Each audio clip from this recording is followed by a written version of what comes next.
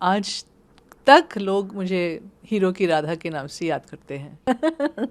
मैं कर रही थी किसी का इंतज़ार, और वो था कोई शख्स नहीं, बस मेरे अंदर की आवाज़ जो कहे कि मीनाक्षी, तुमने अपना परिवार संभाला, बच्चे तुम्हारे अभी इंडिपेंडेंट हो गए हैं, तुम्हारे अंदर जो कलाकार की भूख जो अभी भी है, एक पैशन जो अभी भी है, उसको तुम पूरा करने चलो, निकल पड़ो। और बस अपने देश की मिट्टी मुझे उसकी खुशबू खींच के ले आई, क्योंकि मैं समझ गई और मेरे फैमिली भी समझ गए कि जो सपोर्ट और अपॉर्चुनिटीज़ मुझे यहाँ मिल सकती हैं वो यूएसए में रहकर मुझे कम ही मिलने वाली हैं। कम ही क्या, मतलब ना के बराबर। तो उनके सपोर्ट के साथ मैं यहाँ आ गई हूँ। मैं सबको बता देना चाहती हूँ कि I am living in India now, settled. और आपको अभी पूछना नहीं पड़ेगा कि कहाँ थी आप, अभी मैं हूँ यहाँ। जब मैं मम्मी के कोख में थी मम्मी गाने की, डांस की क्लासेस चलाती थी। पैदा हुई 1 साल की उम्र में, आई थिंक चलने से पहले मैंने डांस करना सीखा।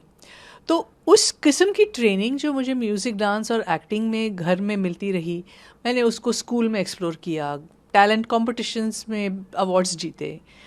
और चलते चलते 12वीं कक्षा पास करने के बाद उस साल की मैं मिस इंडिया चुनी गई। तो ब्यूटी पेजेंट के विनर्स को तो मॉडलिंग और एक्टिंग के ऑफर्स आते ही हैं, मुझे भी आए। तो आई थिंक शास्त्रीय नृत्य का बहुत बड़ा हाथ है मेरे एक्टिंग में आने का।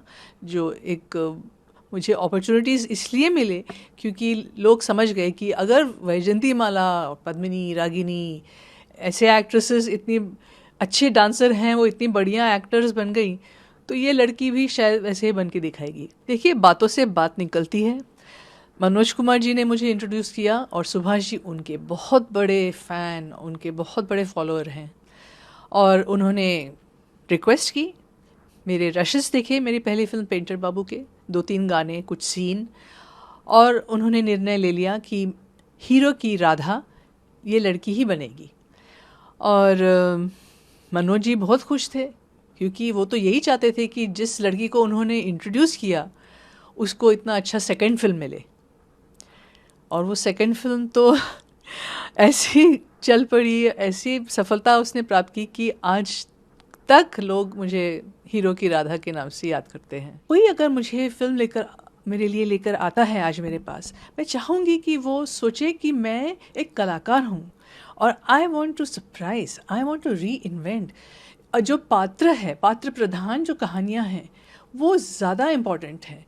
तो actor is not important, the acting talent is important. The typecast image is definitely not important. The performance is important. बस मैं यही कहना चाहती हूँ।